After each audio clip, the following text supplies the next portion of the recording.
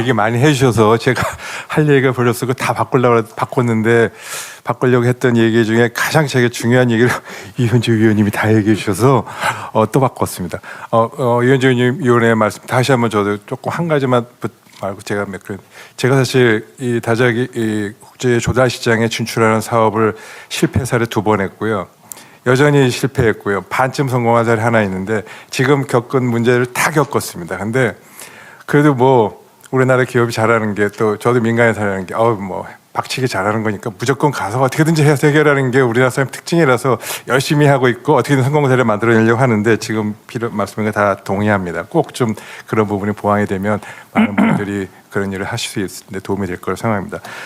제가 2가지만 간단히 말씀드리겠습니다. 지금 갑자기 이제 정리하다가 했는데 사실 제가 현실적 이 기본 계획에 대해서 전적으로 동의하고요. 다만 좀 보완됐으면 좋겠다, 혹은 추가됐으면 좋겠다는 부분이 이런 점입니다. 지금 사실 뭐냐면은 기존에 있던 개념 중에서 ODA에서 형평성, 그다음에 포스트 에디지 관련된 담론과 논의, 우리나라의 책무성, 수원국 중심의 이런 부분 사실 거의 많이 빠졌는데 저도 뭐 국제 정치가 바뀌고 다른 게 뭐 그런 필요성과 느낌이 돼요. 근데 이게 현실에서는 어떤 문제가 있냐면요.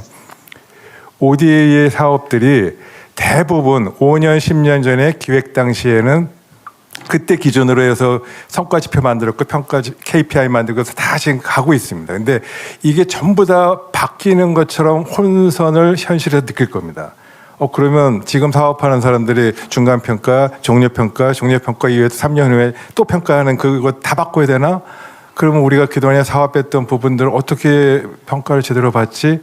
이런 혼선이 다 있을 것 같은데 아마도 그 부분은 혼선을 어떻게, 저는 사실 기존에 했던 조만큼만한 뭐 책무성이나 수원국 중심, 형평성 이런 부분은 교과서에도 나오는 얘기고 대학에서도 변하지 않을 수십 년간의 가치니까 이런 부분은 그대로 유지해서 가되, 지금 정부가 추진하고 있는 이런 새로운 국제정세에 발맞춰서 나온 평가 지표를 추가해서 이런 걸 보완하는 형태로 가는 거에 대한 설명과 평가 전략과 평가 기준들이 앞으로 해야 될 그런 데서 좀 명확하게 반영이 좀 잘 되고 또 이 ODA 사업하는 분들 설명이 잘 됐으면 좋겠다. 그렇지 않으면 자칫하면 굉장히 혼선이 있을 것 같다는 생각이 들고요. 아마 사실 기관들이 되게 고민하실 겁니다. 이거 그럼 어떻게 하지? 기존에 했던 저 대학에서 있으면서도 교과서도 바꿔야 되나? 그러면 이런 생각까지 들 정도로 혁신적인 변화 부분이 있는 것을 반영해서 가되 기존에 있는 부분을 보완하고 업데이트하는 형태로 가는 것이 바람직하지 않을까 생각이 들고요. 그다음에 한 가지만 더 말씀드리면 다른 분들도 한두 분 얘기하셨는데요. 사실 ODA가 파트너 국가들과의 협력 중요하고 뭐 수용 중심 중요하지만 그보다도 더 중요한 거는 우리나라 국민들의 지지를 받는 것이 가장 중요하다고 생각됩니다. 근데 생각보다 최근 몇 년간 국민들이 ODA에 대한 지지도나 이런 부분이 많이 떨어지고 있습니다. 그래서 이 부분을 어떻게 올릴 수 있을 것인지 그 한 가지 하고요.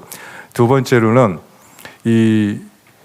전 사실 그 유무상 연계 또 무상 간의 통합 다 맞다고 생각합니다. 그렇게 가야 되는 것이 염원이었기도 하고, 근데 그와 동시에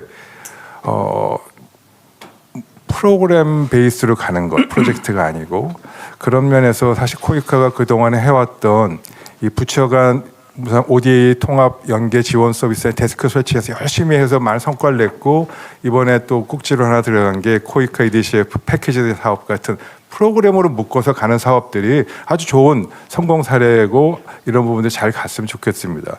또 이걸 국내에서는 그렇게 해서 실질적으로 이 프로그램을 통합하는 거지만 국외적으로는 이 부분이 결국 다자기구와 연계와 협력 사업들이거든요. 아까 또 말씀하셨지만 우리나라 조달 시장에 진출할 수 있었던 거의 대부분의 이 창구가 됐던 거는 이 국제 조달 시장의 다자기구들이 노력해주고 우리한테 문을 열어줘서 가능했던 부분입니다. 특히 코로나 때 기억하시겠지만 많은 진단기기, 백신, 많은 부분들이 우리나라가 처음으로 이 뚫기 어려운 국제 조달 시장에 뚫게 된 그 창구가 이 다자기구 협력을 통해서 이루어진 부분이라서 그런 부분들까지 고려해서 이 유무상 연계, 무상감 통합, 또 국가 간의 다자기구 통합, 연계 이런 부분들을 조금 큰 그림으로 하나 좀 묶어서 좀 더 논의를 하고 또 패키지 사업 같은 그런 실제 성공 사례들을 좀 더 많이 홍보하면 좋지 않을까 싶습니다. 이상입니다. 아주 좋은 말씀 해주셨고요.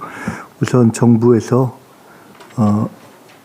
재경부, 외교부, EDCF, 코이카 수두로 하시되 꼭 하실 말씀 없으면 안 하셔도 됩니다. 네. 지금 말하는 건지 하라는 건지 모르겠어요. 하시라는 말씀입니다. 예. 하여튼 고생하셨습니다. 4차 계획 수립한다고 고생 많이 하셨고요.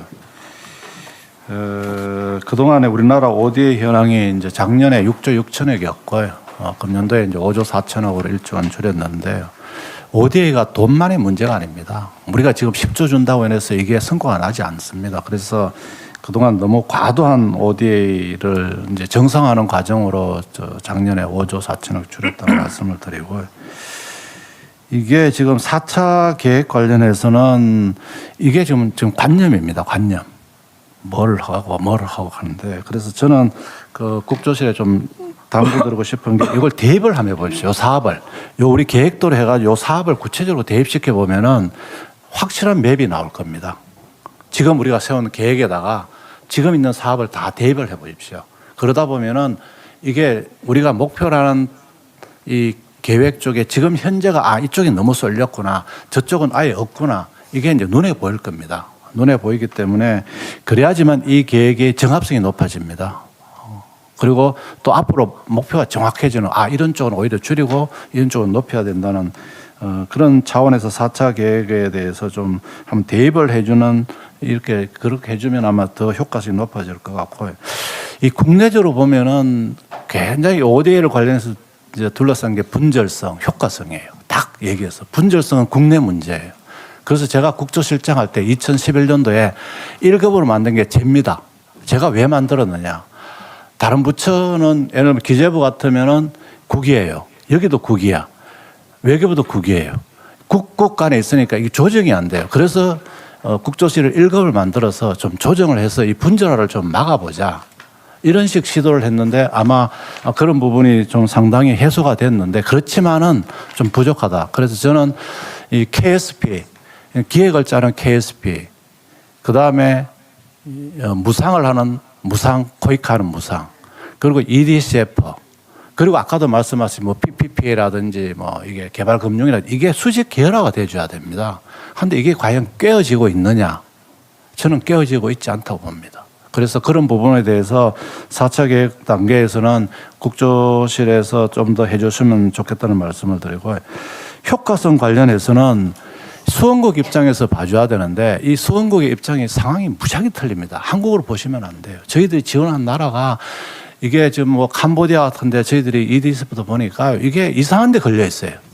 사업은 그렇듯한데 밑으로 가보면 누구의 무슨 장군님의 이거를 하고 다리 했는데 장군 이름을 적어달라고 그러고 이런 거예요. 진짜 이게 간단치 않습니다. 그 수원국의 상황을 우리가 어떻게 다 알 겁니까? 정보가 그렇게 많지도 않아요. 그래서 효과성 부분에 대해서는 그런 부분이 있고, 그래서 이제 KODA 방향이 나오는데 KODA는 제가 볼 때는 중국처럼 물량으로 주는 게 아닙니다.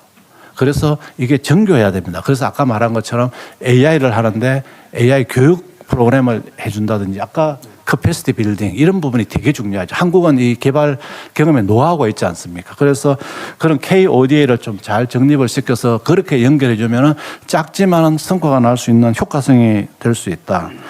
그리고 조금 전에 여기 나온 것처럼 사업비라는 거 프로그램 봐줘야 되는데 그러려면 어떻게 되냐 하면은 예를 들어서 베트남 같으면은 우리 내부적으로도 이게 프로그램화돼야 됩니다. 산림청이 뭘 하고 뭘 하게 되고 이렇게 되고, 일본이 그러면 어떤 식으로 가고 그다음에 국제기구 어떤 식으로 가야 되는데 이 정보를 이렇게 우리가 이게 퍼펙트한데 이런 식으로 갈 수 있는 정보를 가지고 있고 그만큼 역량을 투입할 수 있느냐 하는 의문에서 효과성 측면에서는 굉장히 쉽지 않다는 말씀을 드리고요.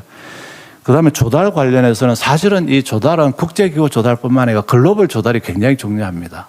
국제기구뿐만 아니고 각 나라별로 굉장히 많은 조달이 이루어지고 있는데 저희들이 이 조달 페이퍼 쓰는 게 이게 좀 역량 커패시티를 좀 높여줘야 됩니다. 그래서 오늘 오신 위원님들께서 대학에서 어떻게 하면은 이 조달할 때 국제기구 조달할 때 어플라이 할 때 어떤 식으로 이게 쓰는지 커패시티 빌딩을 국내에 시켜줘야지만 이제 거기서 넘어야 되는데 외국에서 저도 IDB 있는데 보면은요 너무 이게 걔네들이 보는 시각하고 너무 좀 떨어지는 거예요. 그래서 그런 측면을 좀 해주면 좋을 거고요. 어쨌거나 하여튼 ODA는 중요합니다. 중요하고 국내적으로는 분절성을 좀 줄이고 성과화하고 효과성 측면을 높여서 한다면은 아주 좋은 부분이고 이 부분은 어쨌거나 우리 국제사회에 기한다는 측면에서 지속적으로 넓히면서도 그다음에 효과성도 높인다면은 좋지 않을까 하고 그동안 하여튼 국조실 4차 계획 마련한다고 고생 대단히 많이 하셨습니다. 수고하셨습니다. 고맙습니다. 외교부